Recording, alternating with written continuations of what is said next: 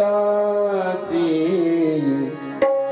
लागणीचे आज मला गोडी अभंगाची रूपाच्या पांडुरंगाची रूपाच्या पांडुरंगाची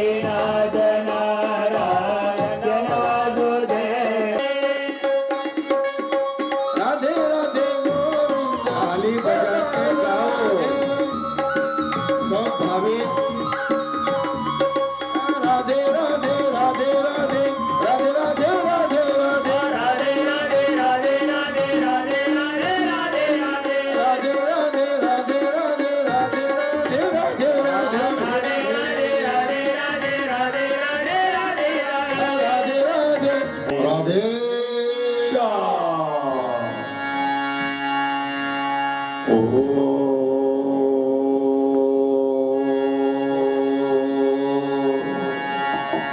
नमो भगवते वासुदेवाय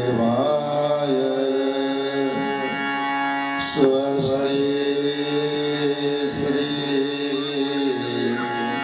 गणेशाय नमः श्री सरस्वते नमः श्री गुरुभ्यो नमः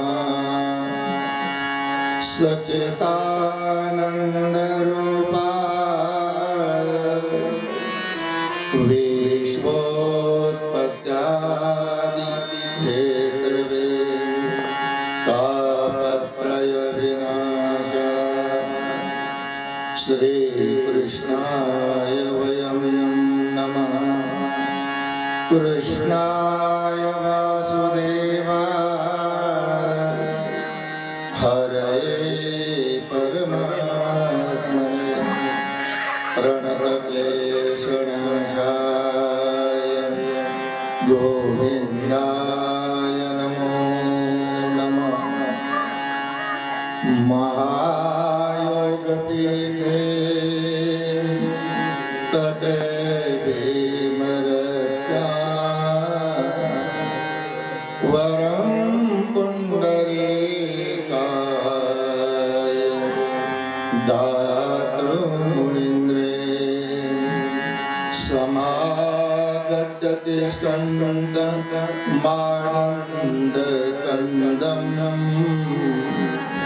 परब्रह्मलिङ्गं भजे पाण्डुरङ्गम् माझे पंढरीचे आई माझे पंढरीचे आई पंढरीचे आई माझे पंढरीचे आई अंबाबाई अंबाबाई रुपाली अंबाबाई रुपाली अंबाबाई रुपाली अंबाबाई रुपाली माझे पंढरीचे आई रुपाली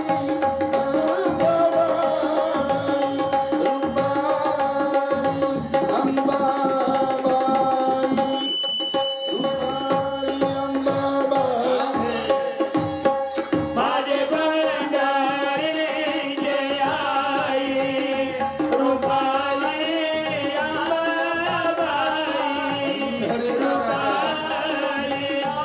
अंबाबाई रुपाली अंबाबाई अंबाबाई जन्मादर्शयतोन्वरादितरतं चातेष्वभिज्ञस्वरा तेने ब्रह्महृदाय आदिकवये मुह्यन्ति यच्छूरया तेजो वारिमृदां यथा विनिमयो यत्र त्रिस्वर्गो मृषा दानवान् स्वेन सदा निरस्तकुहकं सत्यं परं धीमहि सत्यं परं धीमहि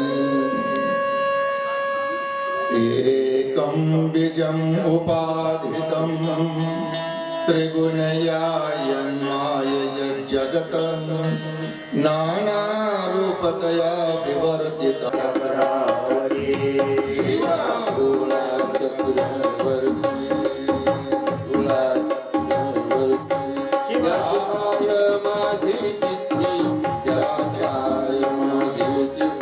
राजबाय माझे जिथे राजबाय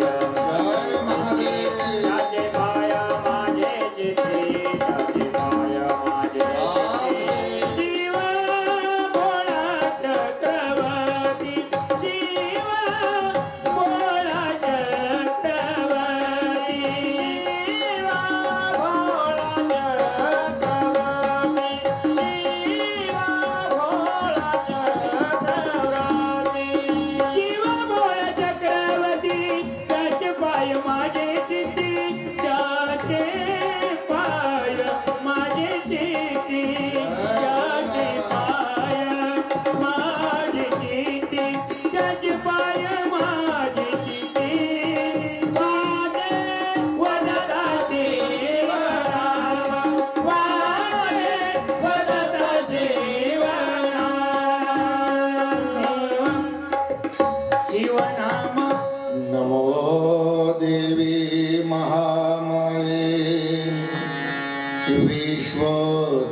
भक्ती करे शिवे निर्गुणे सर्वभूतेषु मातः शंकर कामदेव त्वं भूमि सर्वभूतानां प्राणः प्राणवतां तथा घे श्रीकांती क्षमा शांती श्रद्धा मेघा गुरुते स्मृती वंदिली अंबिका निघाले बाहेर वंदिली अंबिका निघाली बाहेर कान गजर होत कीर्तन गजर होत वंदिली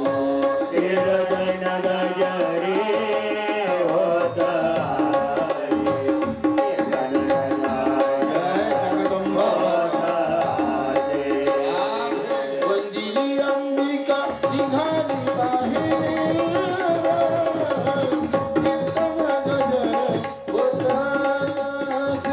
कीर्तन गजर होतासे कीर्तन गजर होता वंदिली अंबिका निघाली बाहेर कीर्तन गजरी होताते कीर्तन गजरी होताते कीर्तन गजरी होताते बरहा पिडम नटवर वपू कर्णयो कर्णिकारम्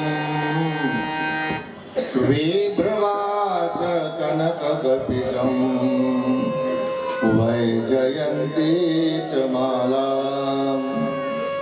रन्ध्राण वेणुरधर सुदया पूरयन् गोपरुन्दे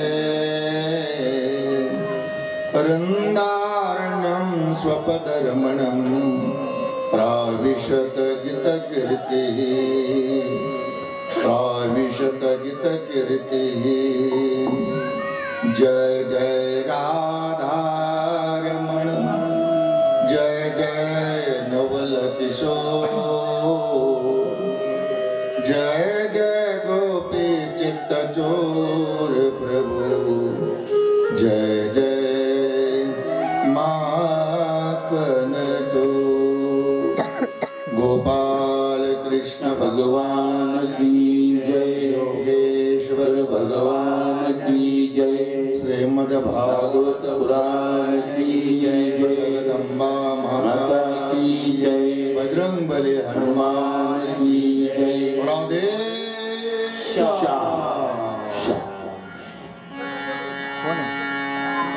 भगवंताची वाङ्मय मूर्ती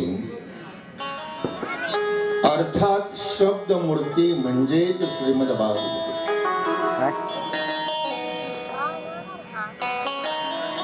अतृप्त आत्म्याला ही तृप्ती पितृदोषातून मुक्त करणारी कथा म्हणजेच श्रीमद भागवत कथा. प्रत्येकाच्या मनातली इच्छा पूर्ण करणारा कल्पतरू म्हणजेच श्रीमद भागवत कथा. परीक्षित राजाला 7 दिवसामध्ये मोक्ष प्राप्त करून देणारी कथा म्हणजेच श्रीमद भागवत कथा. भागवत भगवान मिलन मिलाने का साधन है. भागवत भगवान मिलन मिलाने का साधन है. संत का आश्रय करने वाला अगर संत होता है तो भागवत का आश्रय करने वाला भगवान होता है.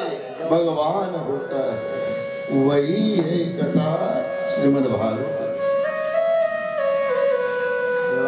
असो आज आज श्रीमद भागवत कथेचा प्रथम दिवस. त्या संबंधानं या श्रीमद भागवत कथेला शृंगारित करण्यासाठी तबला वादक जुंद्रे महाराज, कॅशिओ वादक आढाव महाराज, गायनाचार्य गीते महाराज, त्याचप्रमाणे गायनाचार्य बाबासाहेब झावरे आणि त्याचप्रमाणे चांगदेव पाटील जगताप आणि आमच्या व्यवस्थापनाच्या भूमिकेमध्ये म्हणजे गाण्याचे नियम.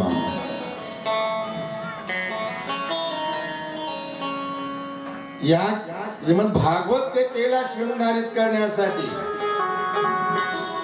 परंतु या श्रीमद भागवत कथेचा कर्णद्वारे रसपान करणारा पंचक्रोशी ते जाणकार पारमार्थिक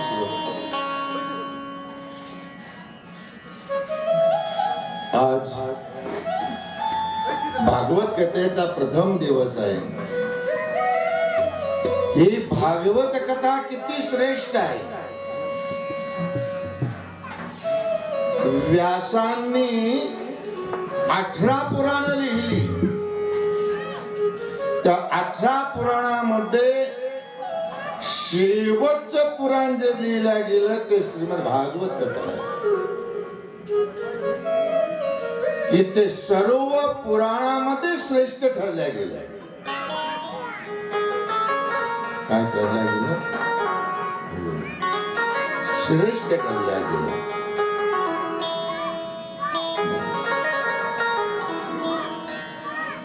देवता नाम अच्युतो, वैष्णवानाम शंभू आणि पुराणादी भागवत. सर्व नद्यांमध्ये गंगा श्रेष्ठ, सर्व देवतांमध्ये विष्णू श्रेष्ठ, सर्व वैष्णवांमध्ये शंभू श्रेष्ठ आणि सर्व पुराणामध्ये भागवत श्रेष्ठ. सर्वात श्रेष्ठ श्रीमद भागवत कथा श्रवणाकरता प्राप्त होण्याकरता एका जन्माची पुण्याई नाही लागत. व्यासजी सांगतात जन्मांतरेण भवेत पुण्यम तथा लभते भागवत. जन्मोजन्मीची पुण्याई लागते तेव्हा श्री भागवत कथा ऐकण्याचा योग प्राप्त होतो. जन्मोजन्मी आम्ही बहु पुण्य केले, जन्मोजन्मी आम्ही बहु पुण्य केले, जन्मोजन्मी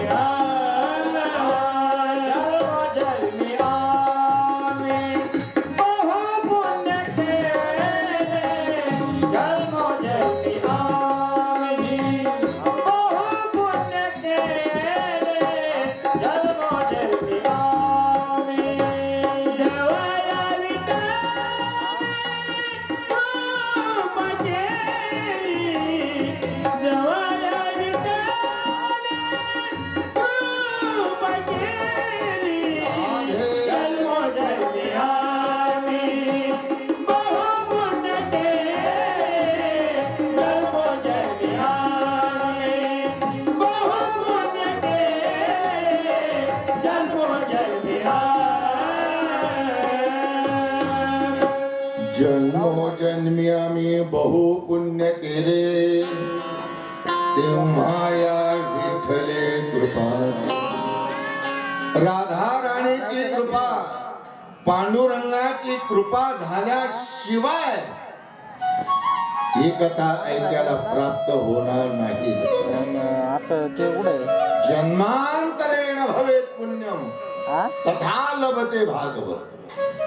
जन्मोजन्मीची पुण्याई लागते जर पुण्याई नसेल जवळ असलेला दूर निघून जातो बरोबर. मी जर गाडी आणली आणि पुण्याई असेल लांबचा जवळ येतो.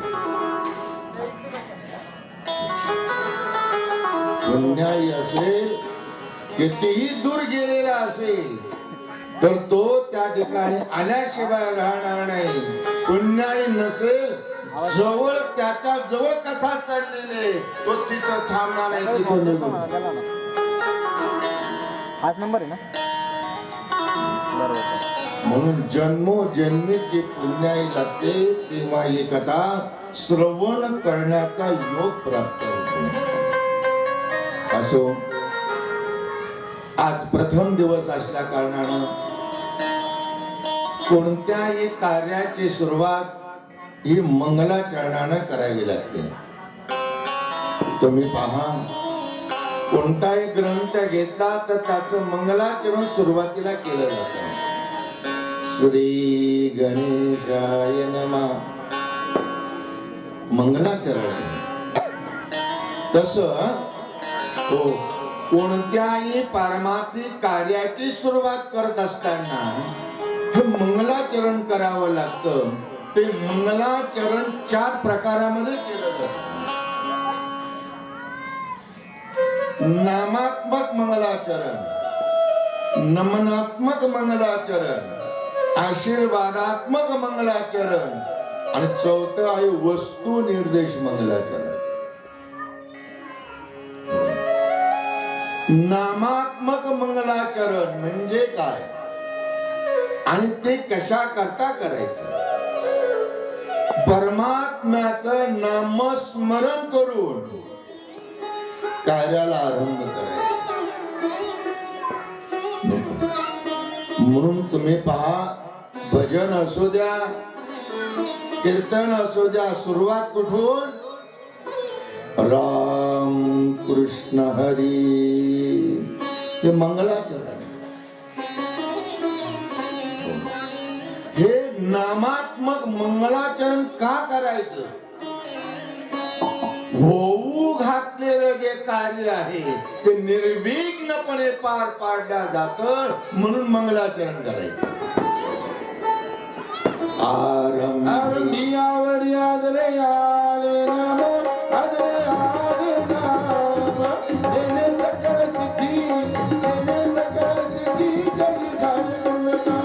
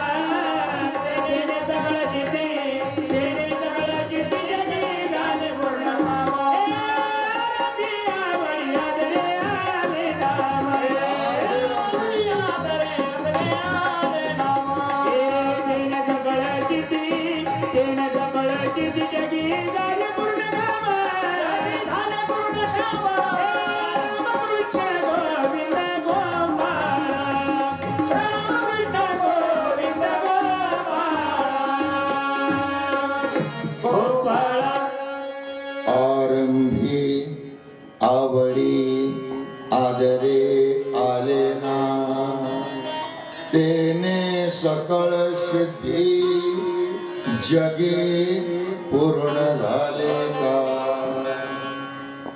हो, परमार्थिक जे होऊ घातलेलं परमार्थिक कार्य आहे ते निर्विघ्नपणे पार पडण्याकरता नामात्मक मंगलाचरणानं त्याचा आरंभ करायचा. राम कृष्ण हरी. राम कृष्ण हरी या नामाचा उच्चार करणं म्हणजे प्रत्यक्ष परब्रह्मालाच वंदन करण्यासारखे आहे. कारण रामही परब्रह्मवाचक आहे, कृष्णही परब्रह्मवाचक आहे आणि हरी हे परब्रह्मवाचक आहे. राम परब्रह्म वाचक आहे. राम एवं ब्रह्म, राम एवं परम तपः, राम एवं परम तत्वम, श्रीरामो ब्रह्म तारकम. काय राम परब्रह्म वाचक आहे. नव्हे, कौशल्या माता सुद्धा म्हणते माझ्या पोटी जन्माला आलेलं कोण आहे? प्रत्यक्ष परब्रह्म आहे. प्रत्यक्ष परब्रह्म आले माझे घरी. प्रत्यक्ष परब्रह्म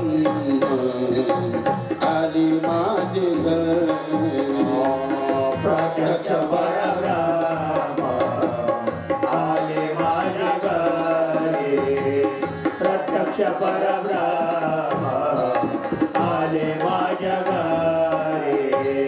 नकळे अंतरी रूपाची, नकळे अंतरी रूपाची. प्रत्यक्ष परब्रह्म आले माझ्या घरी. प्रत्यक्ष परब्रह्म आले माझ्या घरी. प्रत्यक्ष परब्रह्म आले माझे घरी.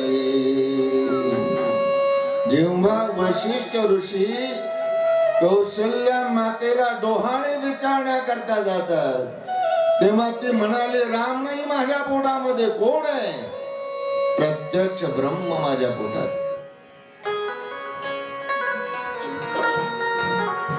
म्हणून राम ब्रह्म वाचक आहे, कृष्ण ही परब्रह्म वाचक आहे.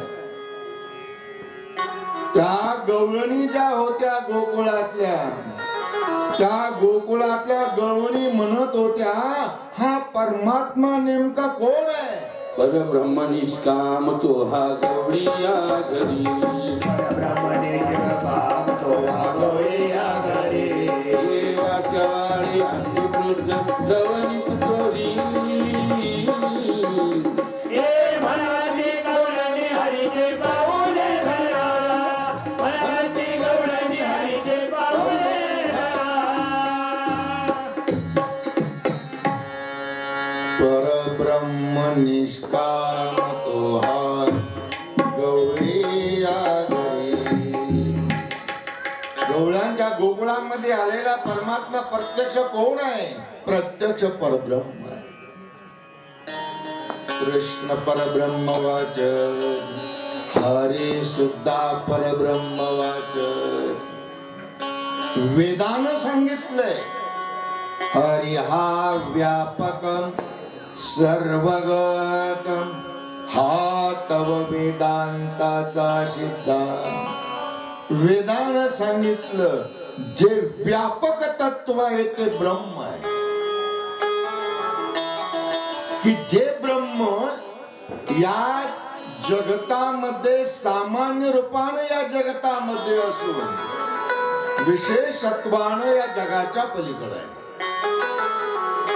सामान्य रूपानं सर्वा घटी राम देहा देही, हे सामान्य रूप आहे तुमच्यामध्ये. पण माऊली ज्ञानोबा राय सांगतात या जगाच्याही तो पलीकडे आहे. पहा माऊली काय सांगतात, जे सर्व हे जगा परोते, जे सर्व हे एक देखते, ते तत्शब्दे बोले जेते पहिलं वस्तू. काय म्हणले? सामान्य रूपाने या जगतामध्ये असून विशेषत्वानं या जगाच्याही पलीकडे असणारी जी ईश्वर शक्ती, the whole universe is truly divine in personality of God. हॅलो ऑर्डरला वेदांतिक भाषेमध्ये जर सांगायचं ठरलं, अन्वय व्यतिरेकाभ्याम यच्चात सर्वत्र सर्वदा. अन्वय आणि व्यतिरेक हे वेदांतिक भाषा आहे. अन्वय व्यतिरेकाभ्याम यत्सात सर्वत्र सर्वदा सर्व ठिकाणी ते आहे. कसं? अन्वय आणि व्यतिरेक पद्धतीनं. अन्वय म्हणजे सामान्य रूपाने या जगतामध्ये, व्यतिरिक्त म्हणजे या जगाच्या आहे पलीकडे. आणि हा वेदांतातला सिद्धांत आमचे तुकोबारा अति सोप्या भाषेत सांगतात. कधी उद्या यायचंय का? इतक्या सोप्या भाषेमध्ये सांगतात. जे तुकोबा म्हणतात ना, वेदाचा तो अर्थ आम्हाशीच ठावा. वेदाचा अर्थ माशीच ठावा. ये राणी वाहावा हरमाता. ये राणी वाहावा हरमाता. ये राणी वाहावा हरमाता. वेदाचा अर्थ माशीच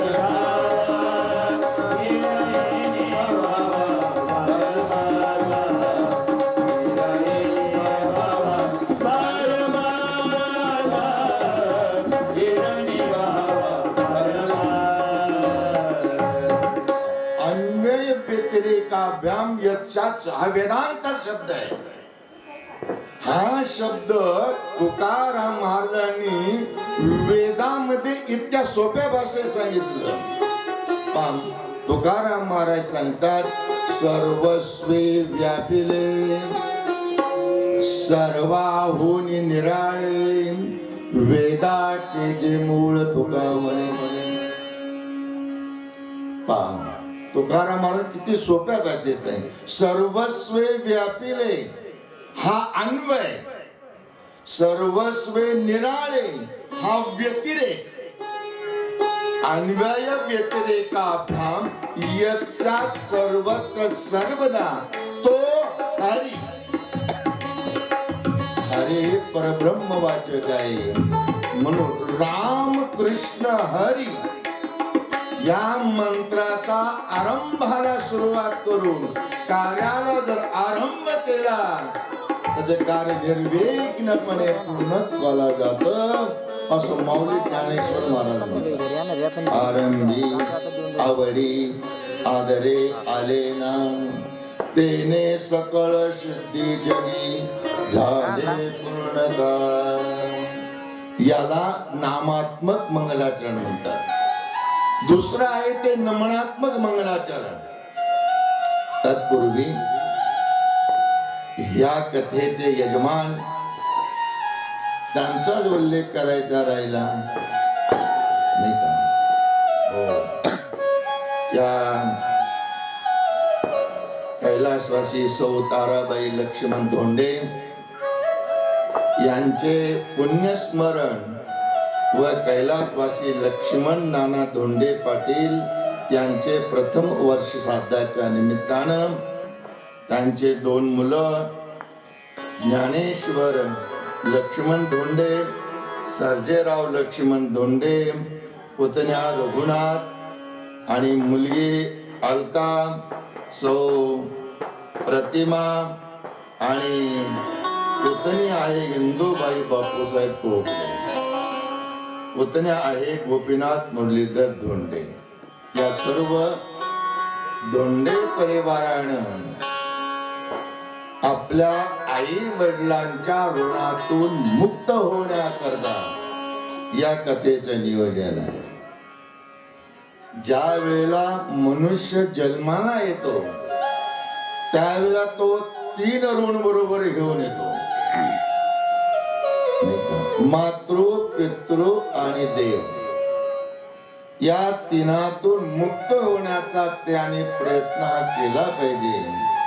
आणि त्यामध्ये ह्या धोंडे परिवार आपल्या आई वडिलांच्या ऋणातून मुक्त होण्याकरता आणि हे भागवत कथेचं नियोजन आहे. त्यांच्या करता सर्वांनी एकदा टाळ्या वाजवा.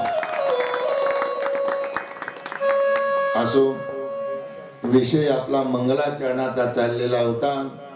दुसरं मंगलाचरण आहे ते नमनात्मक मंगलाचरण. ज्ञानोबारायांनी ज्ञानेश्वरीला आरंभ करताना नमन केलं. ओम नमो जियाद्या वेद प्रतिपाद्या जय जय स्व संवेद्याम आत्मरूपा देवा तूच गणेश. कुणाला? गणपतीला वर्णन केले. आमचे तुकाराम महाराज हो, गणपतीला वंदन करतात. गणपती नविला गणपती माऊली शारदा, गणपती माऊली शारदा, नविला गणपती माऊली शारदा, गणपती माऊली शारदा. आता गुरुराया धन्यवाद, आता गुरुराया धन्यवाद,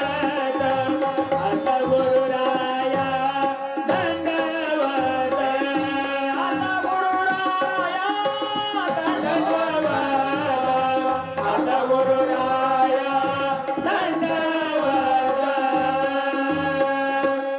नमिला गणपती माऊली शारदा आता गुरुराया दंडवत. तिसरं मंगलाचरण आहे आशीर्वादात्मक मंगलाचरण. संतांचा आशीर्वाद घ्यायचा आणि आपल्या कार्याला सुरुवात करायची. संत आशीर्वाद. संत आशीर्वादामध्ये एवढं महत्व आहे. एक वेळेस संतांनी केलेला प्रतिज्ञा व्यर्थ जाईल, पण संतांनी दिलेला आशीर्वाद कधीच व्यर्थ जाणार नाही. लक्षात घ्या सर्वांनी, संतांनी दिलेला आशीर्वाद कधी व्यर्थ जाणार नाही. भीष्माचार्यानं प्रतिज्ञा केली, उद्या संध्याकाळ परत मी निष्पांडवे पृथ्वी करणार. लक्षात हो, ती काय एखाद्या पुढाऱ्याची वल्गना नव्हती. भीष्माचार्यांची प्रतिज्ञा होती. आणि ज्ञानेश्वर महाराज 11व्या अध्यायामध्ये भीष्माचार्यांचं वर्णन असं करतात, किती शूर आहेत ते. माऊली म्हणतात, भीष्मा ऐसा कवनो सत्य शौर्य निपुणो, तोही आणि ब्राह्मण द्रोण ग्रासला कटकट. भीष्मा ऐसा कवनो सत्य शौर्य निपुणो, एवढा शूरवीर. त्या शूरवीराची प्रतिज्ञा होती महाराज.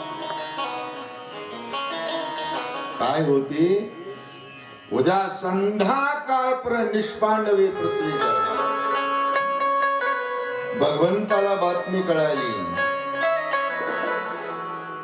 भगवंत म्हणाले, पांडवांकडे जावं लागेल. पांडवांना ही बातमी कळाली की नाही काय माहिती म्हणाली. भगवंत पांडवांकडे जाता शिबिकेमध्ये आणि पाहतात तर सर्व पांडव निद्रिस्त होते. उठवलं भगवंतानी. धर्मराजे, अर्जुन, नकुल, सहदेव. भगवंताचा आवाज ऐकला, सर्वजण उठले. म्हणाले, प्रभू येन. अरे म्हणाले, तुम्हा भीष्माचार्यांची प्रतिज्ञा तुमच्या कानावर आलेली दिसत नाही. म्हणाले, केव्हाच आली? मग तुमच्या चेहऱ्यावर चिंता नाही, कसलं तुम्हाला दुःख वाटत नाही? अरे तुम्हाला काय वाटतं, त्याने प्रतिज्ञा केली म्हणून प्रतिज्ञा केली की काय? हे भीष्माचार्यांची प्रतिज्ञा आहे, हे लक्षात ठेवा तुम्ही. भीष्माचार्यांची प्रतिज्ञा आहे ती. म्हणाल, म्हणजे आम्हाला चिंता करण्याचं कारण काय? चिंता करणारा आहे ना, तिने तुझी काल नाही केली चिंता, तिने तुझी काल नाही केली चिंता, राहे काळंता आठवणी,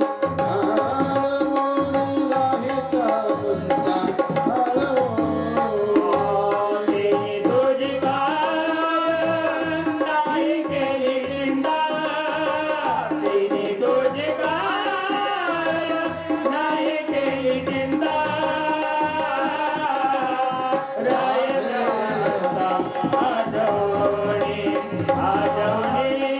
रायच्या आनंदा आठवणी तिने तुझी काय नाही केली चिंता तिने तुझी माया नाही केली चिंता.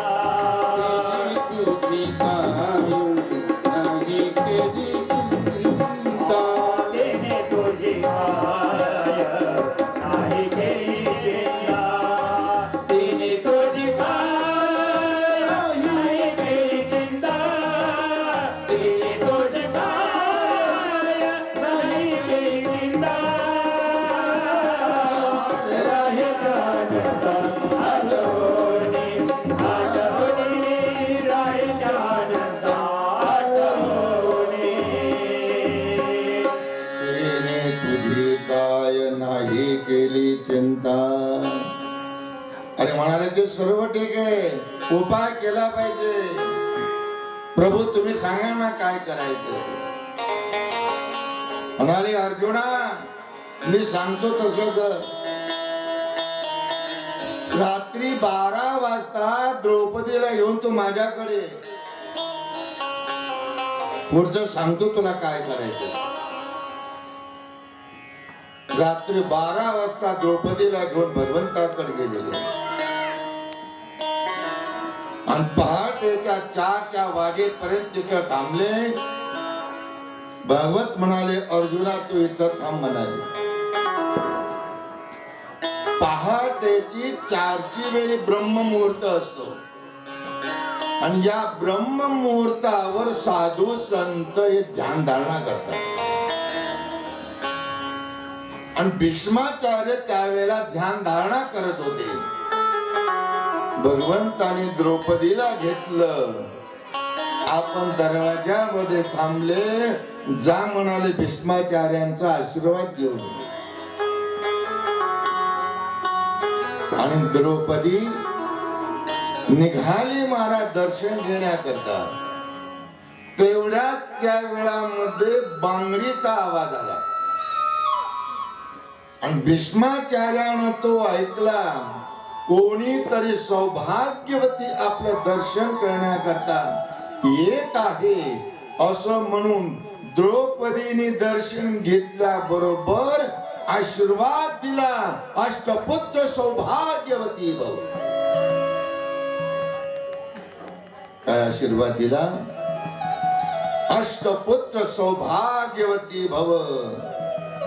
आणि डोळे भीष्माचार्याने उघडले आणि द्रौपदीनं प्रश्न केला पिताश्री हा आशीर्वाद ह्या जन्मातला का पुढच्या जन्मातला.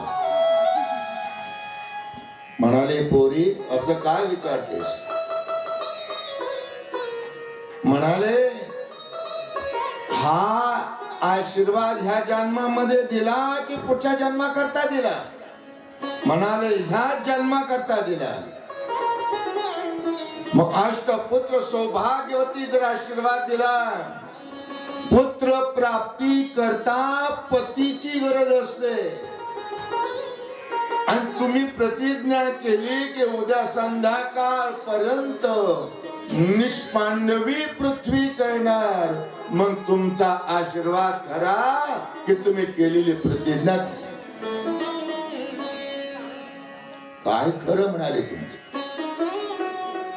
भीष्माचार्यांच्या डोळ्यातून अश्रू आले. म्हणाले पोरी एक वेळेस मी केलेली प्रतिज्ञा व्यर्थ जाईल पण दिलेला आशीर्वाद कधीच व्यर्थ जाणार नाही. पण म्हणाले तुझ्या बरोबर आलंय कोण. म्हणाले माझा सेवक बरोबर आलेला आहे. आणि महाराज चल म्हणाले आपण त्या सेवकाला भेटू. भीष्माचार्य उठले. द्रौपदी आणि दोघ जण दरवाजावर. तर भगवंत घोंगडी पांघरून बसलेले होते. ज्या वेळेला भीष्माचार्यानं ती घोंगडी बाजूला केली. बाजूला केल्याबरोबर द्रौपदीची डोक्यावर घेतलेली चप्पल खाली पडली. तेव्हा भीष्माचार्यानं विचार केला, ज्या भक्ताच्या परमात्मा डोक्यावर चप्पल धारण करतो त्यानं मरून देईल का? म्हणून केलेल्या प्रतिज्ञापेक्षाही संतांचा आशीर्वाद श्रेष्ठ. म्हणून संतांचा आशीर्वाद घेऊन कार्याला आरंभ करायचा. गोपाल कृष्ण भगवान भगवान की जय. राधे श्याम. चौथा प्रकार आहे वस्तू निर्देश मंगलाचरण. वस्तू निर्देश मंगलाचरण म्हणजे काय? वस्तू या शब्दाचा अर्थ हा परब्रह्मवाचक आहे. थोडं सूक्ष्मतेने ऐकण्याचा प्रयत्न करा. वस्तू हा जो शब्द आहे हा परब्रह्मवाचक आहे. मी बोलत नाही, ज्ञानोबार आहे. ज्ञानोबार आहे बोलतात. एक माया वस्तूचे ठाई आहे ऐसे नाही. ते तो वस्तू प्रवाहाचे पायी प्रगट हो. काय म्हटले माऊली ज्ञानोबार आहे? ते माया वस्तूचे ठाई. वस्तू हा शब्द वापरला मौलींनी या ठिकाणी. वस्तू हा परब्रह्मवाचक आहे. ठाई म्हणजे आश्रय. माया वस्तूचे ठाई. मायेला स्वतंत्र अस्तित्व नाही. ती कोणाच्या आश्रयाने राहते त्याला ब्रह्म म्हणतात. लक्षात आलं का? ते माया वस्तूचे ठाई. वस्तू हा शब्द एकनाथ महाराजांनी हरिपाठामध्ये सुद्धा वापरला. तत्सद्धिते ऐसे पहिलं वस्तूवरी गीते माझे हरी बोलिये. लक्षात आले? तुम्ही पहा. ओ माऊली ज्ञानोबा सुद्धा एके ठिकाणी वस्तू हा परब्रह्मवाचक वापरतात. जे सर्वही जगा परोते जे सर्वही एक देखते ते तत्शब्द बोले जेते पहिलं वस्तू. काय शब्द वापरला? वस्तू. सामान्य रूपाने या जगतामध्ये असून विशेषत्वानं या जगाच्या पलीकडे असणारी जी ईश्वर शक्ती त्याला वस्तू हा शब्द प्रयोग केला. मग वस्तू निर्देश मंगलाचरण म्हणजे काय? वस्तू हा शब्द परब्रह्मवाचक आहे. बरोबर? आणि परब्रह्माचे शास्त्रामध्ये दोन रूप प्रगट केलेली आहेत. एकाला स्वरूप लक्षण म्हणतात आणि एकाला तटस्थ लक्षण म्हणतात. स्वरूप लक्षणाची व्याख्या अशी आहे, स्वरूपम सत व्यावर्तकम स्वरूप लक्षणम. तटस्थ लक्षणाची व्याख्या कदाचिकत्वे सती व्यावर्तकम तटस्थ लक्षणम. तटस्थ लक्षण म्हणजे काय? परमात्म्याचं सगुण स्वरूपाचं केलं गेलेलं वर्णन त्याला म्हणतात तटस्थ लक्षण. उभे पंढरीचे विठेवरी उभे पंढरीचे विठेवरी रामा सावळी रुपडी चोरटे चित्तारी सावळी रुपडी चोरटे चित्ताची सावळी रुपडी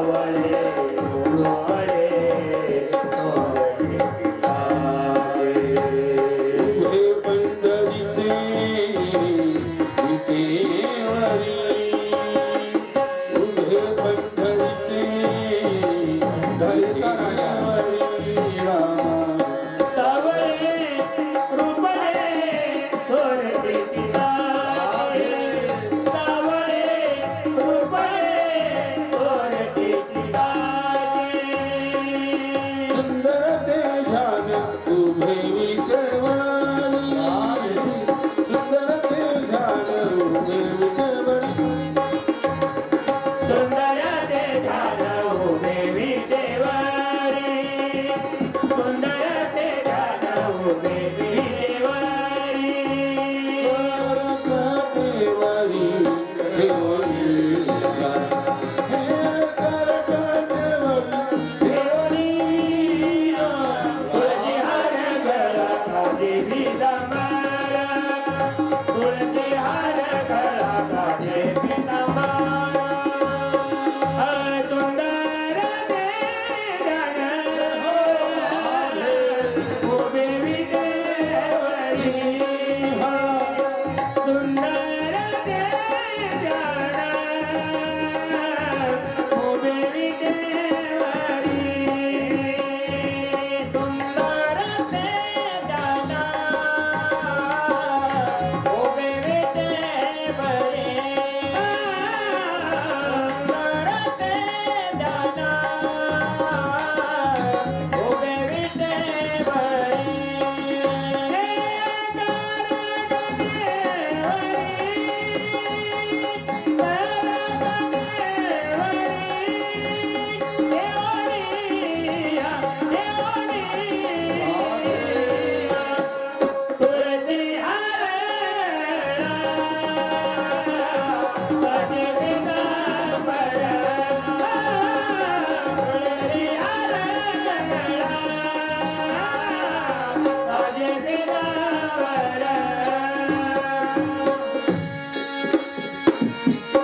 सुंदर ते ध्यान उभे विटेवरी हे परमात्म्याचं तटस्थ लक्षण आहे.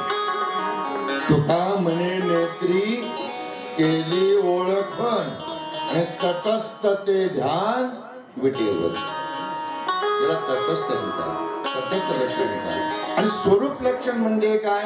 स्वरूपम सद व्यावर्तकम स्वरूप लक्षणम परमात्म्याचं निर्गुण स्वरूपाचं जे वर्णन आहे त्याला स्वरूप लक्षण म्हणतात.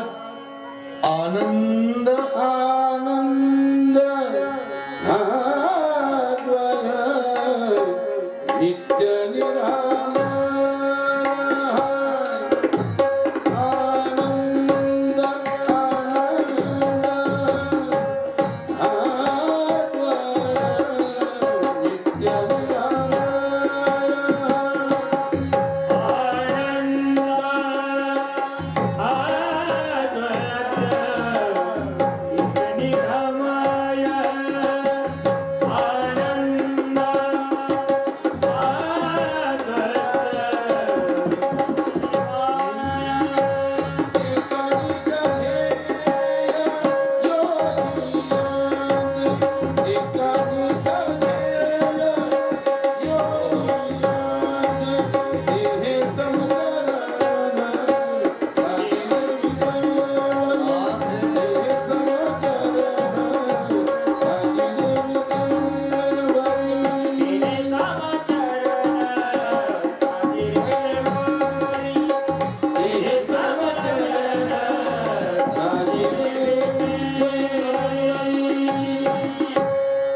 आनंद अद्वय नित्य निरामय हे सर्व परब्रह्माची विशेषण आहे.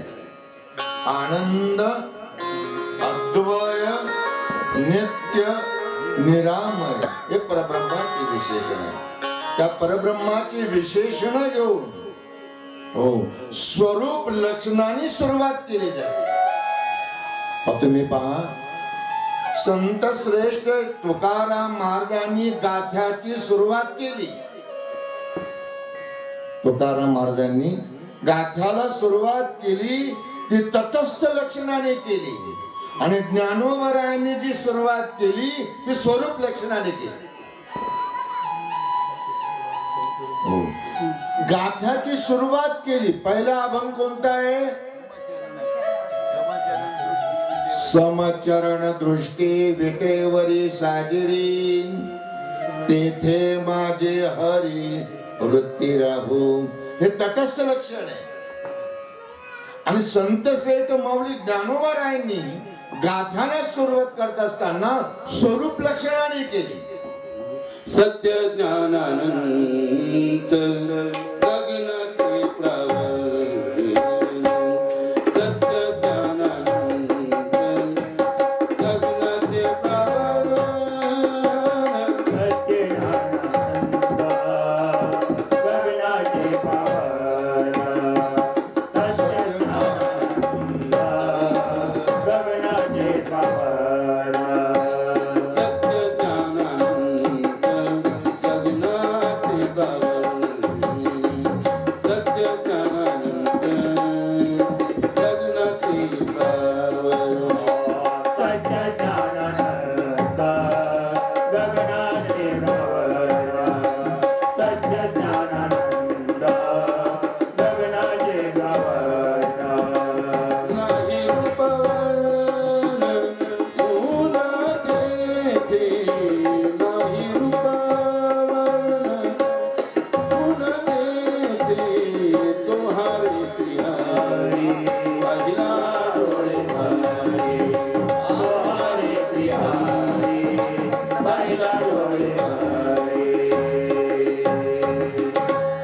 सत्य ज्ञानानंद गगनाचे प्रावरण नाही रूप वर्ण गुण जेते.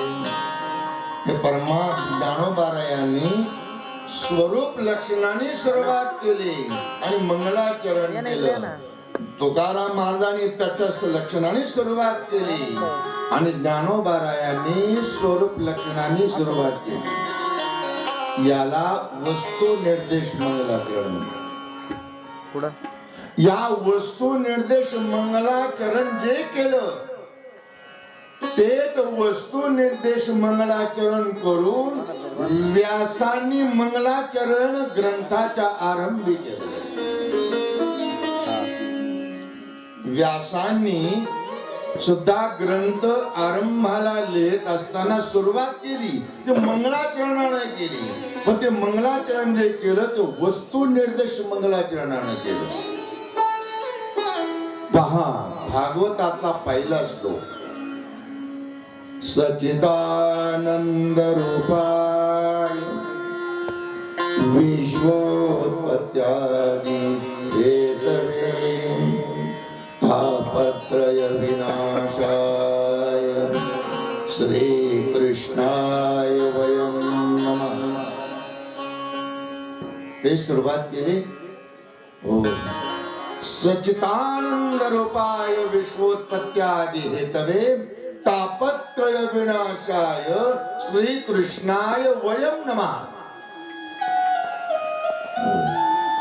सच्चिदानंद रूपाय हे स्वरूप लक्षण आहे. सच्चित आनंद हे स्वरूप लक्षण आहे. निर्गुण स्वरूपाचे विशेषण आहे. श्री कृष्णाय वयं नमः.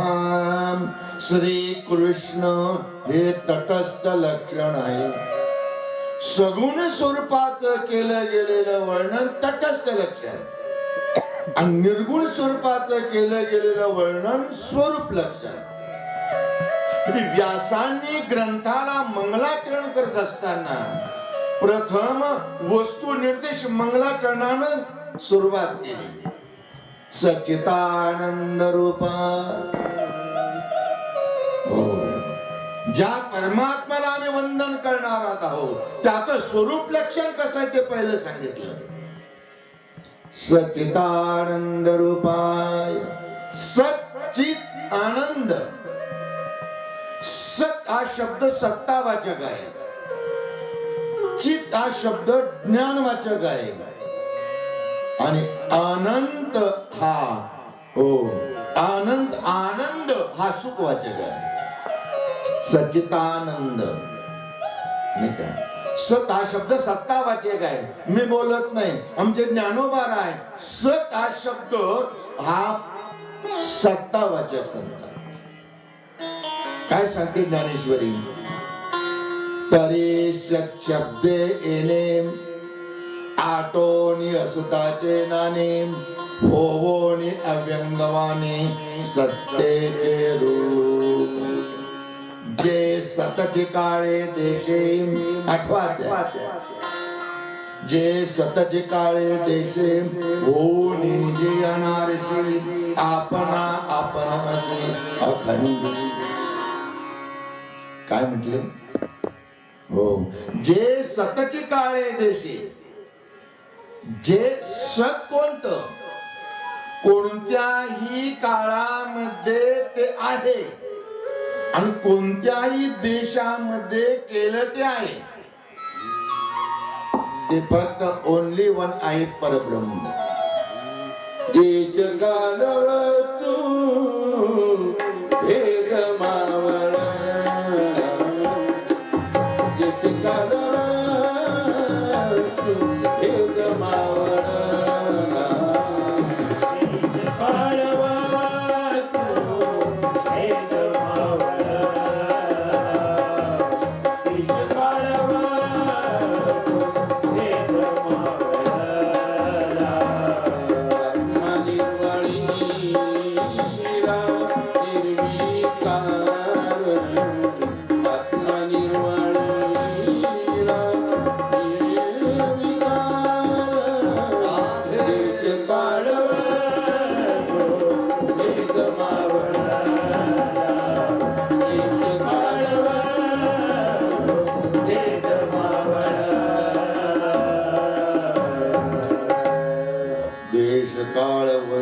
भेद मावळला.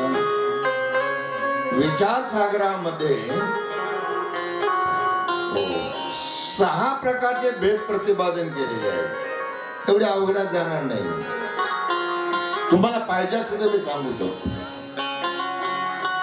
त्या परमात्म्याच्या ठिकाणी वस्तू भेद नाही,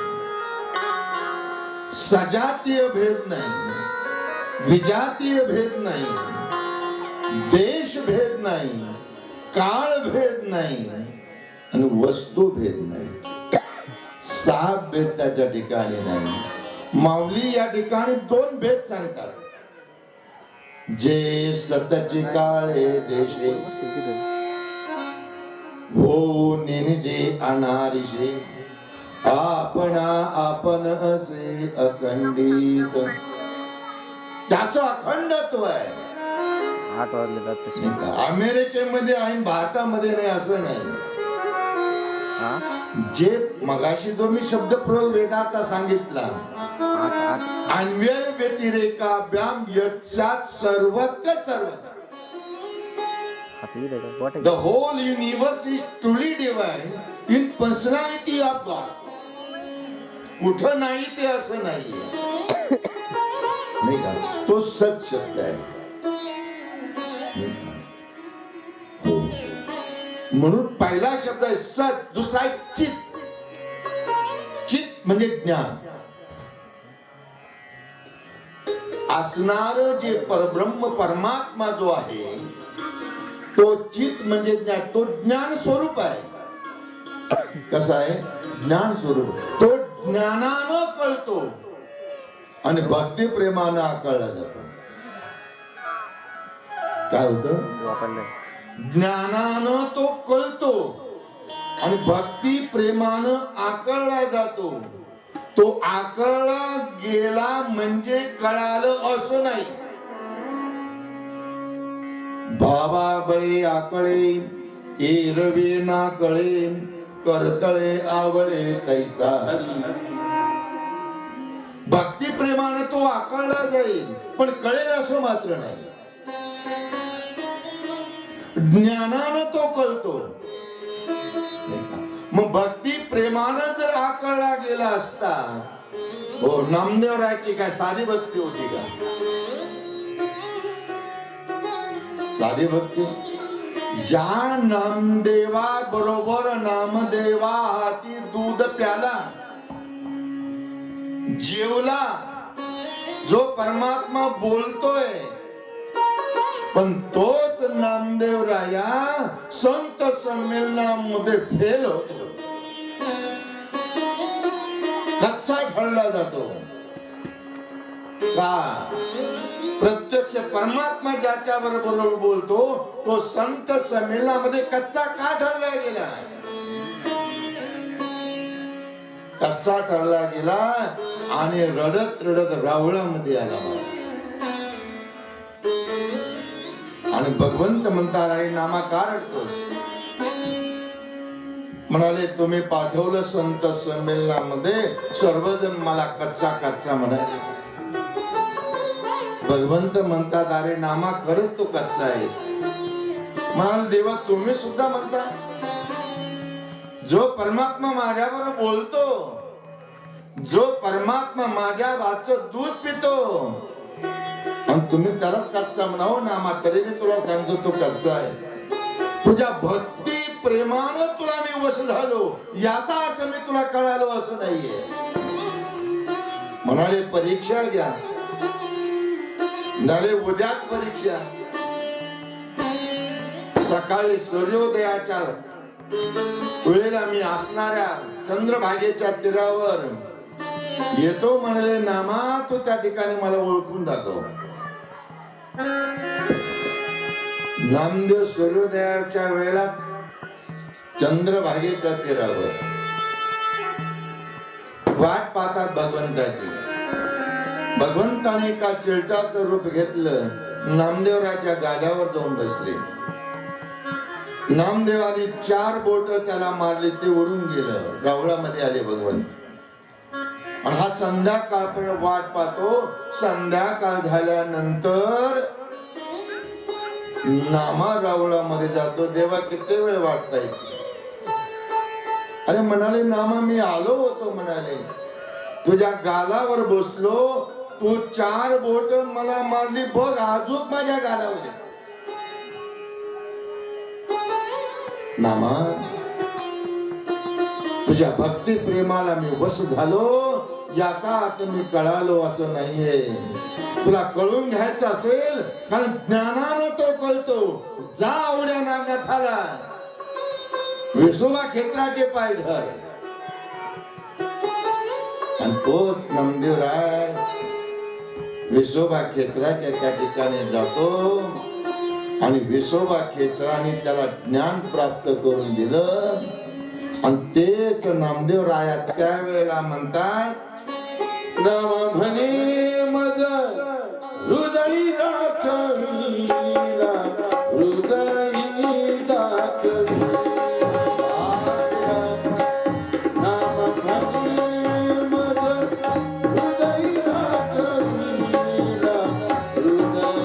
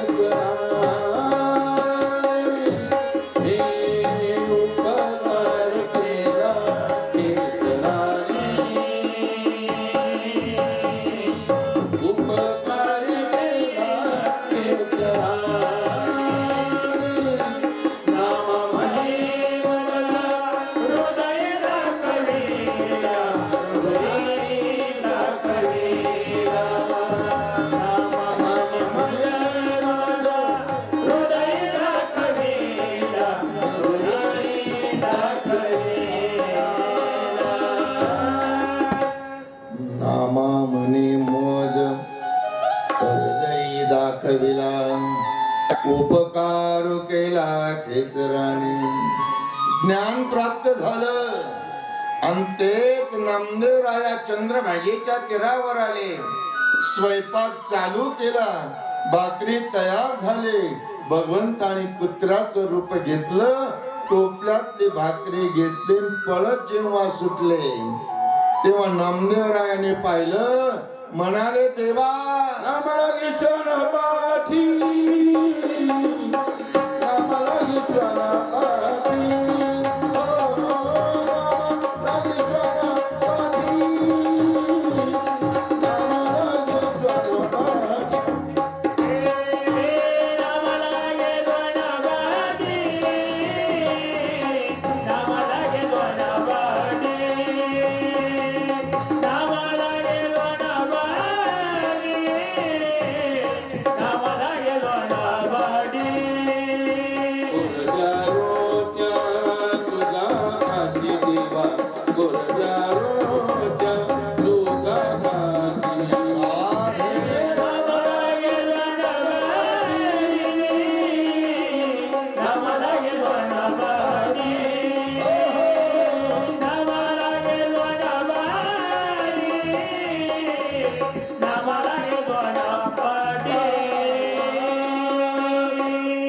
नामा लागे स्वानापदी.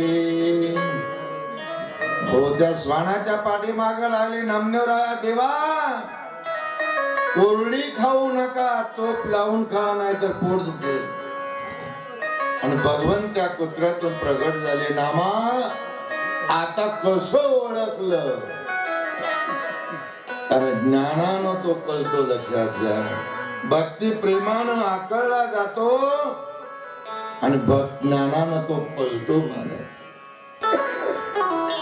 11व्या अध्यापा भगवद्गीतेचा ज्ञानेश्वरीच्या 11व्या अध्यायामध्ये भगवंत आणि अर्जुनाला विश्वरूप दाखवलं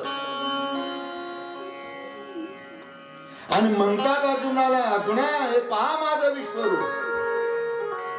पश्य मे पार्थ रूपाणी शतशो सहस्रशः नाना विधानी दिव्यानी नाना वर्णाकृतानी. पहा म्हणाले माझं विश्वरूप.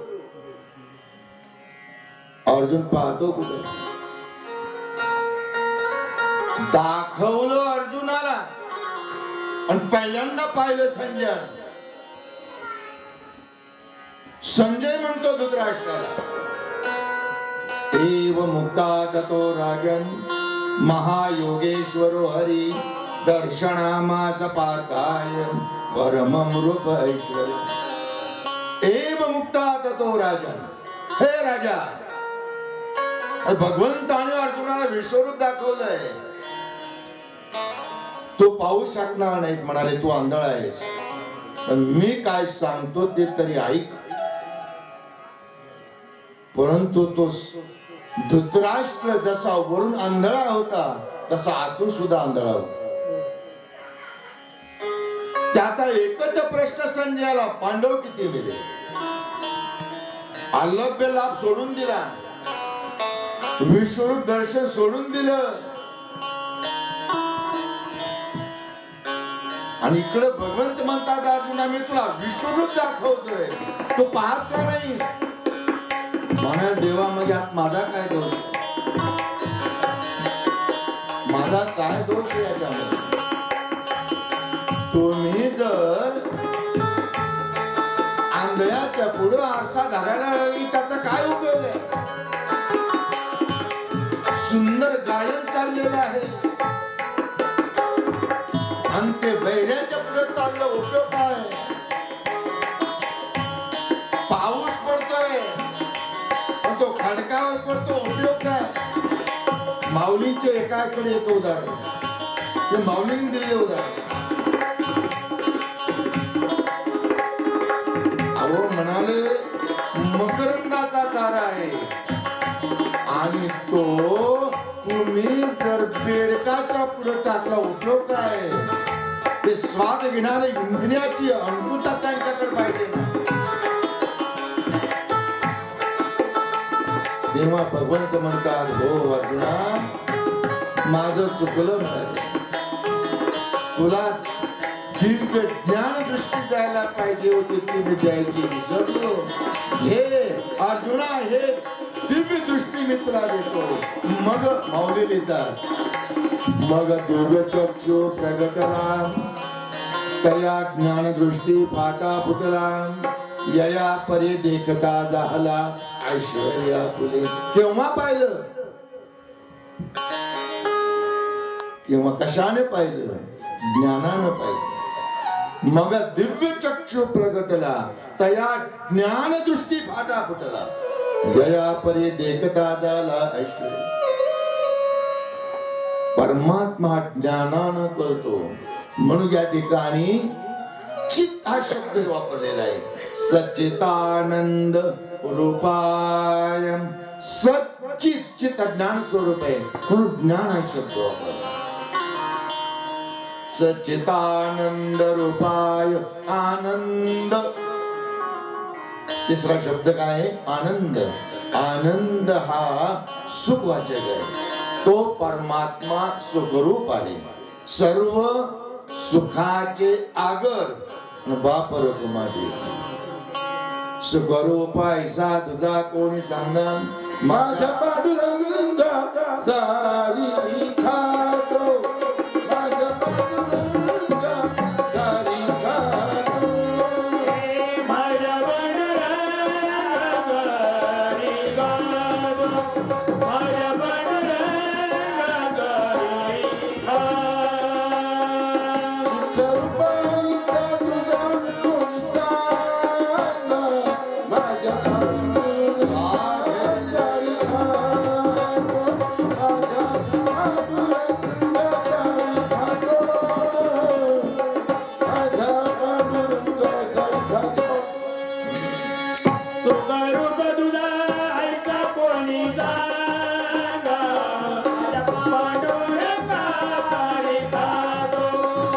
माझ्या पांडुरंगाचा रे गाव, माझ्या पांडुरंगाचा रे गाव, तारी खातो. सुखरूप ऐका तुझा कोणी सांगा, माझ्या पांडुरंगा सारिका म्हणून आनंद वाचे काय. सच्चित आनंद, सच्चितानंद रूपाय, ज्याचं स्वरूप लक्षण सच्चित आनंद स्वरूप आहे, जो विश्वोत्पत्त्यादिहेतवे. पुढे काय वापरलं? विश्वोत्पत्त्यादिहेतवे. याची संधी विग्रह करायचा. विश्वोत्पत्त्यादिहेतवे, विश्व अधिक उत्पत्ती अधिक हेतवे, विश्व उत्पत्ती हेतवे. विश्व उत्पत्तीला हेतू म्हणजे कारण. जो विश्व उत्पत्तीला कारण आहे. कारण लक्षात घ्या, विश्वसृष्टी हे कार्य आहे. विश्वसृष्टी काय आहे? कार्य आहे. आणि कारण हा परमात्मा आहे. सच्चिदानंद रूप आहे. हा एक कारण आहे आणि विश्वसृष्टी हे कार्य आहे. कोणतंही कार्य हे कारणा वाचून घडत, कोणतंही कार्य हे कारणा वाचून घडत. Without cause there is no effect. काय? Without cause there is no effect. Effect म्हणजे कार्य आणि कॉज म्हणजे कारण. कारणाशिवाय कार्य नाही, नाही का? म्हणून विश्व उत्पत्ती हेतवे. हेतवे म्हणजे कारण. विश्व उत्पत्तीला जे हेतू ते सच्चिदानंद रूपाय. लक्षात आलं का? ओ त्रिभेद तापाय सच्चिदानंद रूपाय विश्वोत्पत्त्यादिहेतवे तापत्रय विनाशाय. तीन तापाचा नाश करणारा. काय होतं? किती ताप आहेत? आधी भौतिक, आधी दैविक आणि आध्यात्मिक. हे तीन ताप आहेत. या तीन तापाचा नाश करणारा जो तो सच्चिदानंद रूप आहे. लक्षात आलं? हो. शेवटी श्री कृष्णाय वयम नमः. श्री कृष्णाय वयम नमः. वयम नमः. आम्ही त्याला वंदन करतो आणि ग्रंथाला आरंभ करतो. काय आलं? कोणाला? ज्याचं स्वरूप लक्षण सच्चिदानंद रूप आहे, जो या विश्वसृष्टीला हेतू आहे, जो तिन्ही तापाचा नाश करतो, तो जो सगुणात तटस्थ रूपामध्ये आला, त्या श्री कृष्णाय वयम नमः. वयम म्हणजे आम्ही, त्याला आम्ही वंदन करतो आणि ग्रंथाला आरंभ करतो. माग स्त्री हा शब्द वापरला. स्त्री हा राधा वाचक आहे. राधा कृष्णाय वयम नमः. श्री हरी जेव्हा आपण म्हणतो तेव्हा स्त्री हा शब्द रुक्मिणी वाचक आहे आणि हरी हा शब्द पांडुरंग वाचक आहे. लक्षात आलं का? हो. श्री तसंच या ठिकाणी श्री कृष्णाय राधा कृष्णाय वयम नमः. त्या राधा कृष्ण परमात्म्याला आम्ही वंदन करतो आणि ग्रंथाला आरंभ करतो. वस्तू निर्देश मंगलाचरणानं आणि या श्लोकामध्ये वस्तू निर्देश मंगलाचरणानं व्यासांनी वंदन केलं आणि ग्रंथ लिहिण्याकरता आरंभ केला. लक्षात आलं? कृष्ण सच्चिदानंद रूपाय विश्वोत्पत्त्यादिहेतवे तापत्रय विनाशाय श्री कृष्णाय वयम नमः. नैमिषारण्यामध्ये व्यासजी लिहितात, नैमिषारण्यामध्ये 88,000 ऋषी जमलेले आहेत.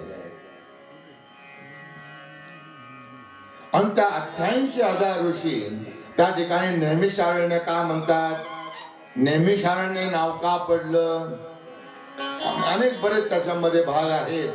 परंतु वेळ झाल्यामुळे मी काय सांगत नाही. का सांगू बर सांगतो. नैमिषारण्य का नाव पडलं, त्या ठिकाणी 88,000 ऋषी आलेले आहेत. नैमिष अरण्यामध्ये आम्ही कथा झालेली आहे आमची त्या ठिकाणी. कारण मूळ ठिकाण ते व्यासाने तिथं लिहिलेली आहे भागवत कथा आहे.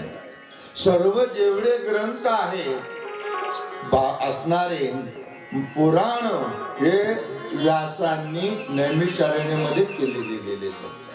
सत्यनारायणाची पूजा पहिली लिहिल्या गेली ते नैमिषारण्यामध्ये. 88,000 ऋषी जे होते ते ब्रह्मदेवाकडे गेले आणि ब्रह्मदेवाला विचारलं की आम्हाला अशी एखादी जागा सांगा की त्या ठिकाणी अल्पशा परमार्थामध्ये भरपूर परमार्थ झाला पाहिजे. एकदा जरी वाचलं तर त्याच्या 10 पट फल मिळालं पाहिजे. अशी एखादी आम्हाला जागा सांगा म्हणाले. ब्रह्मदेव म्हणाले ठीक आहे. त्यावेळेला ब्रह्मदेव म्हणाले हे बघा, मी माझं मनोमय चक्र जे आहे हे चक्र मी सोडतो, तुम्ही याच्या मागे जा.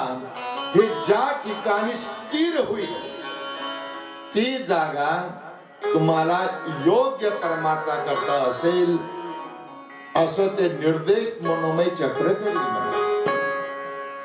मग ते मनोमय चक्र पुढे निघाले. 88,000 ऋषी पाठीमागे. मग ते मनोमय चक्र वैकुंठामध्ये गेलं, स्वर्गलोकामध्ये गेलं, वैकुंठ ब्रह्मलोकामध्ये गेलं आणि शेवटी ते मृत्यूलोकामध्ये आलं. मृत्यूलोकामध्ये आल्यानंतर लखनौ पासून 65 किलोमीटर अंतरावर एक जंगल आहे. त्या जंगलामध्ये जाऊन ते स्थिर झाले. नेहमी ब्रह्मदेवाची जी नेहमी सोडली होती त्या ठिकाणी ती स्थिर झाली. आणि स्थिर ज्या ठिकाणी झाली, ज्या अरण्यामध्ये ती नेहमी स्थिर झाली, त्या अरण्याला नाव पडलं नैमिषारण्य. लक्षात आलं का? नैमिषारण्य आजही ज्या ठिकाणी ती नेहमी स्थिर झाली, आजही त्या ठिकाणी त्याला चक्रतीर्थ असं म्हणतात. दिस इज माय आय विटनेस. मी प्रत्यक्ष त्यात असणाऱ्या तीर्थचक्रावर आम्ही भागवत कथा केली. आजही तुम्ही केव्हाही जा, ते चक्रासारखं सारखं पाणी त्या ठिकाणी फिरत, सारखं पाणी फिरत असतं. ते अगदी चक्राकार फिरत. ते आजही त्या ठिकाणी आहे. ललिता देवी आहे. अनेक सुंदर असं ते जंगल आहे. वैशिष्ट्य म्हणजे ते जंगल सर्वसामान्य नाही, तर ते परब्रह्म स्वरूप जंगल आहे. देव स्वरूप सगळं असणारे वृक्ष वगैरे सगळं देव स्वरूप आहे. असं ते नैमिषारण्य आहे. आणि त्या नैमिषारण्यामध्ये 88,000 ऋषी आहेत. 88,000 ऋषी जमले. तेवढ्यामध्ये सुतजी त्या ठिकाणी आले. आणि सुतजी आल्यानंतर सर्व असणारे उठून उभा राहिले. आग्रातीर्थ केलं, आसनावर बसवलं आणि शौनक ऋषींनी त्यांना प्रश्न केला की सुतजी, आणि सुतजी हे रोमहर्षणाचे पुत्र आहेत आणि व्यासांची शिष्य आहेत. कोणाचे शिष्य आहेत? आणि त्या सुतजींचे जेवढे काही 18 पुराण आहेत तोंडपाठ आहेत. एवढं ज्ञान आहे. किती ज्ञान आहे? हो व्यासजी सुतजी लिहितात. हो सौनक ऋषी म्हणतात सुतजीला की सुतजी हो अज्ञान अंधकारात कोटी सूर्य समप्रभ सुताख्यायी कथा सारम मम कर्ण रसायन. काय म्हटले? तुमचं ज्ञान सूर्य कोटी समप्रभ, कोट्यावधी सूर्याचा जो प्रकाश त्याच्या तेजासारखं तुमचं ज्ञान आहे म्हणाले. आणि ते ज्ञान अंधकार निरोधित्वा अज्ञान रूपी जो अंधकार आहे त्याचं विध्वंस करण्याचं सामर्थ्य त्याच्यामध्ये. ते सामर्थ्य असल्या कारणानं तुम्ही आम्हाला कथा सारम मम कर्ण रसायनम,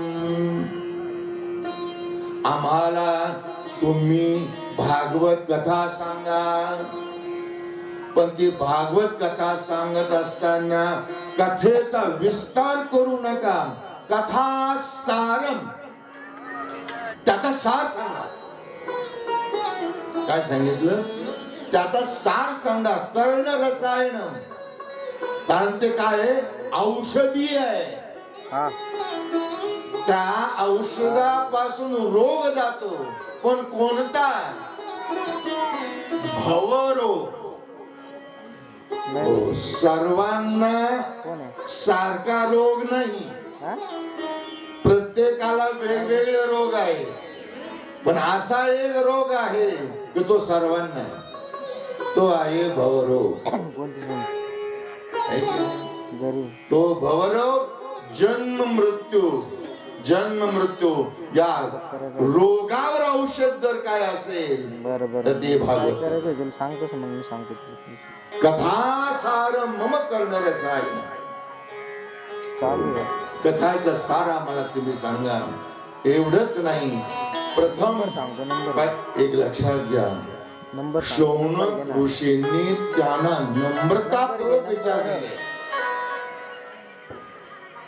एखाद्याकडून आपल्याला जर ज्ञान प्राप्त करून घ्यायचं असेल सांगू का, तर त्याच्या ठिकाणी नम्रता असली पाहिजे. उपदेक्षन्ते ज्ञानम ज्ञानेन तत्वदर्शिना. काय म्हटले? 33. उपदेक्षन्ते ज्ञानम ज्ञानेन तत्वदर्शिना. 40. जो तत्वदर्शनीय सत्पुरुष आहे तो उपदेक्षन्ति, तो उपदेश करतो. पण केव्हा? तद्विद्धे प्रणिपातेन परिप्रश्नेन सेवया. 3 गोष्टी त्याच्याकडे असल्या पाहिजे. प्रणिपातेन नम्रता असली पाहिजे. परिप्रश्नेन निष्कपट भावनानं प्रश्न केले पाहिजे. सेवया त्याची सेवा झाली पाहिजे. मग अपेक्षित ते आपुले. माऊली लिहितात. मग अपेक्षित ते आपुले ते सांगतील पुसले. नाही अंतःकरण बोधले संकल्पाने. काय म्हणतात? तरी संताया भजावे सर्वस्वेची ते ज्ञान पैरा बरवे जरे मनी आधी आणावे. तरी संताया भजावे सर्व ते ज्ञानाचा कुरटा हो ओळंगोणी सुबटा स्वाधीन करीन. तनु मनु जीवे चरणासी लागावे आणि अगरवता करावे दास्य सक. मग नंतर अपेक्षित आपले आपल्या अपेक्षा जे प्रश्न तुम्ही केले त्याची उत्तर तो तत्वदर्शीने सत्पुरुष तुम्हाला देतोपर्यंत देणार नाही. म्हणून सूतजींनी नम्रतापूर्वक विचारलेलं. काय विचारलं? की जे अमृतापेक्षा श्रेष्ठ असणारी जी कथा आहे ती कथा तुम्ही आम्हाला सांगा. हा पहिला प्रश्न. दुसरा प्रश्न विचारला की ज्याच्यामुळं ज्ञान आणि वैराग्याची प्राप्ती होते त्या भक्तीचा योग आणि निर्देश तुम्ही आम्हाला करावा की जेणेकरून आम्हाला ज्ञान आणि वैराग्य प्राप्त होईल. तिसरा प्रश्न विचारला की प्रत्येक जीव हा मोहामध्ये अडकलेला आहे, या मोहातून निवृत्त होण्याचा उपाय तुम्ही आम्हाला सांगा. 3 प्रश्न विचारले आणि सुतजी सांगू लागले, हे शौनक ऋषींनो ऐका, अमृतापेक्षा श्रेष्ठ असणारी कथा मी तुम्हाला सांगतो, तुम्ही ऐका. सुतजी सांगतात, मी प्रत्यक्ष माझा आय विटनेस तुम्हाला सांगतो, प्रत्यक्ष पुरावा मी तुम्हाला सांगतो की असणारी ही जी कथा आहे ही कथा अमृतापेक्षाही श्रेष्ठ कशी आहे. ज्या वेळेला परीक्षित राजाला शुक मुनी ही कथा सांगत होते त्यावेळेला मी त्या ठिकाणी होतो. काय म्हणतात म्हणजे आय विटनेस सांगतात, ते आपल्या प्रत्यक्ष पुरावा सांगतात. मी त्या ठिकाणी होतो म्हणाले. आणि त्यावेळेला प्रत्यक्ष इंद्र अमृत घेऊन शुक मुनीकडे आलेला आहे. काय घेऊन आलेला आहे? अमृत घेऊन आलेला आहे. पण आल्या आल्या तो असणारा इंद्र प्रथम त्याने साष्टांग हे करी दंडवत. शुक मुनी संत आहे, इंद्र देव आहे, पण त्याने साष्टांग दंडवत घातलं. इंद्राने घातलं नवल नाही हो, संताला ब्रह्मातिक देव सुद्धा वंदन करतात. ब्रह्माजी गजाची वंदी पायवरी, ब्रह्माजी गजाची वंदी पायवरी.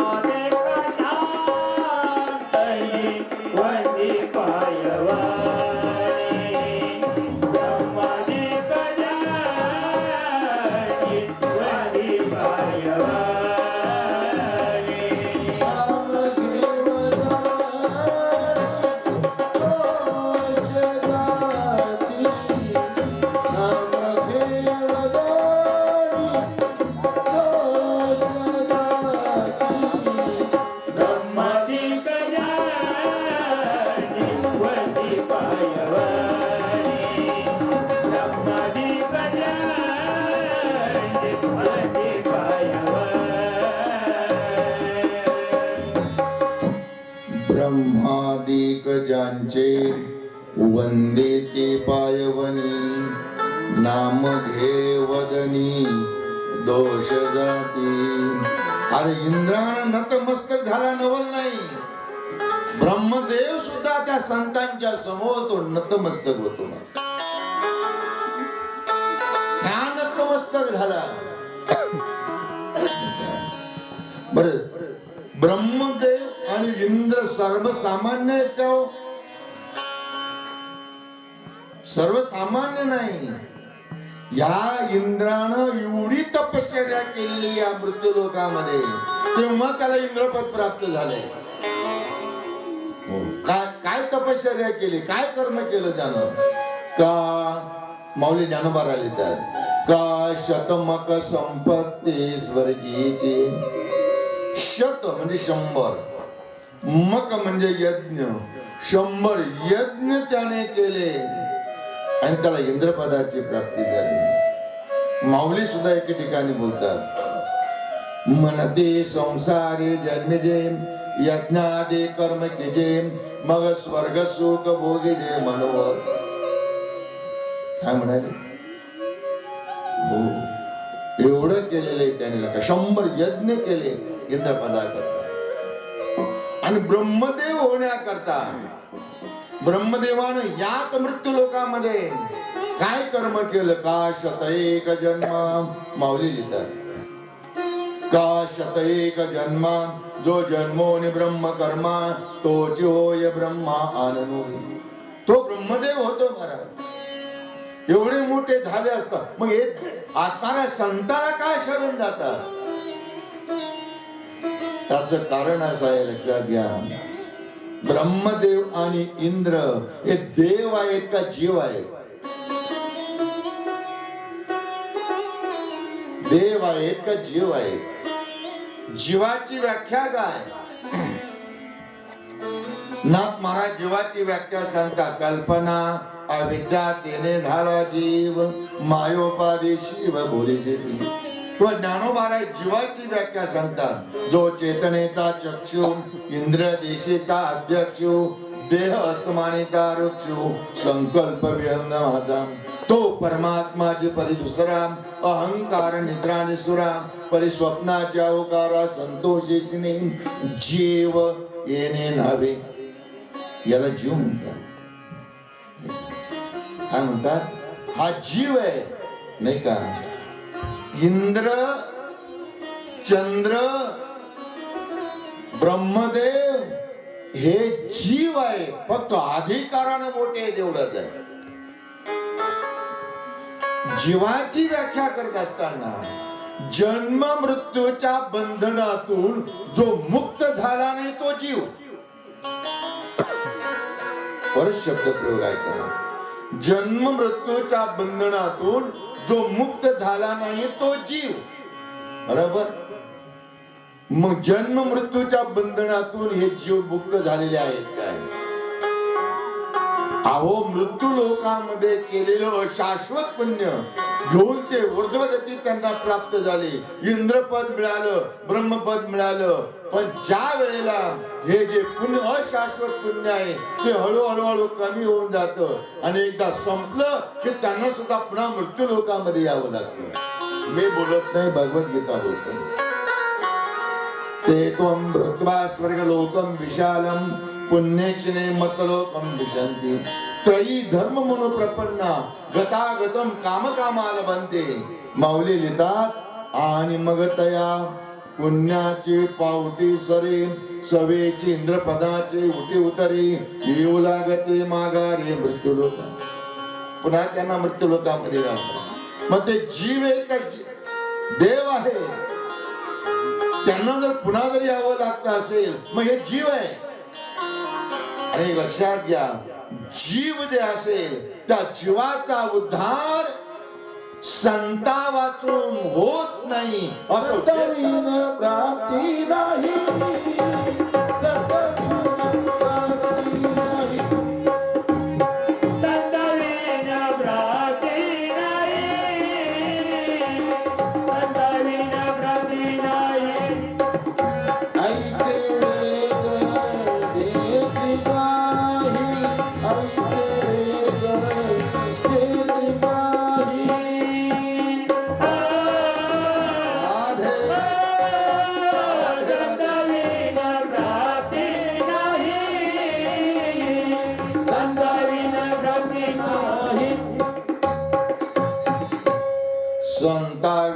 प्राप्ती नाही, ऐसे वेद देती ग्वाही.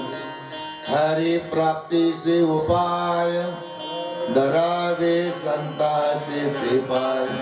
म्हणून ब्रह्मादिक ज्यांचे वंदे ते पायवणी. म्हणून आल्या आल्या इंद्रानं अमृत घेऊन आलेला आहे, पण दर्शन पहिलं घेतलं शोकमुनींचं. शोकमुनी संत आणि अमृत दाखवलं शोकमुनीला आणि सांगितलं, शोकमुनी ही जी कथा तुम्ही ज्या परीक्षित राजाला सांगत आहात तो परीक्षा 7 दिवसानं तक्षक दोषानं मृत्यू पावणार आहे. त्याच्यापेक्षा असं करा ना म्हणाले, हो हे अमृत परीक्षित राजाला द्या आणि असणाऱ्या मृत्यूच्या भयापासून तो मुक्त होईल.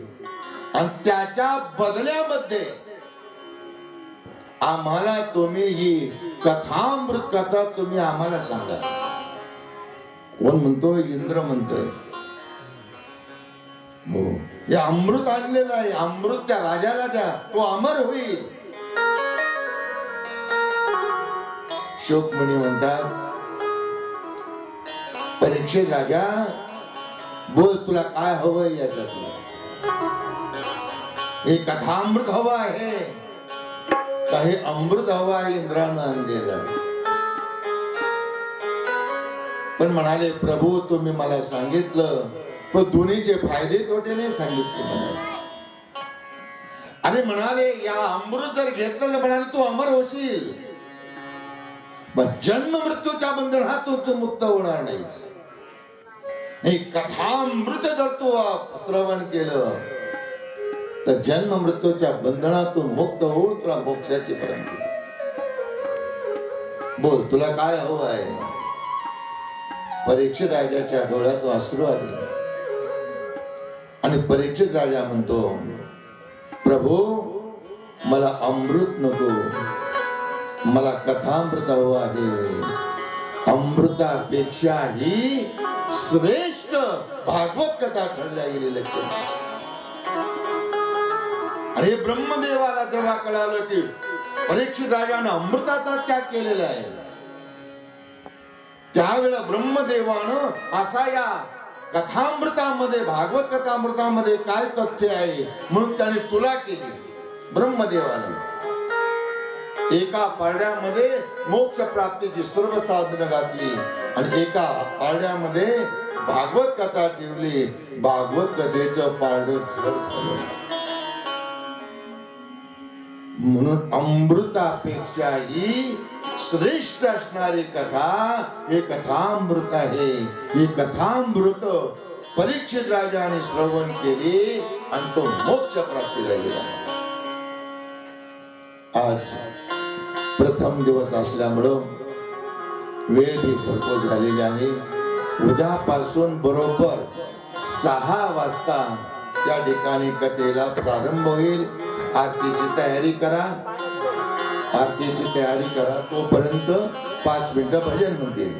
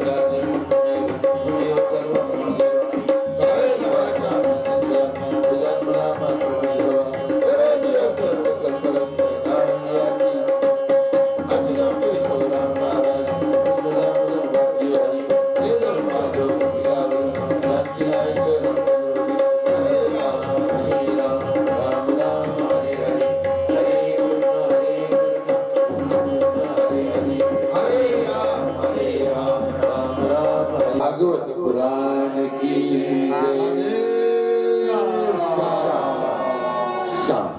उद्या ठीक 6 वाजता कथेला प्रारंभ होईल.